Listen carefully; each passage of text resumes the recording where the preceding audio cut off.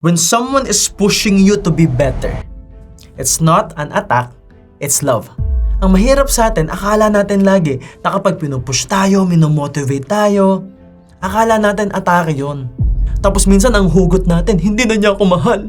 Gusto niya ako magbago. Gusto niya ako mag-diet. Bawal na daw ako kumain ng matamis. Baka may diabetes ka na kasi. Always remember that for things to change, you have to change. Hindi kusang magbabago ang external factors ng buhay mo kung hindi ka magbabago. So if you want to create results in your life, you have to create results within. At kung may tao sa buhay mo na pinupush ka, na kahit magalit ka, na kahit mag-away kayo, ito yung sinasabi kong real talk, na willing siyang i-risk yung relationship nyo. Ang kapalit nun, sasabihin niya sa'yo yung totoo. Hindi yan atake. Yan ang totoong pagmamahal. Kasi willing siya mag-risk.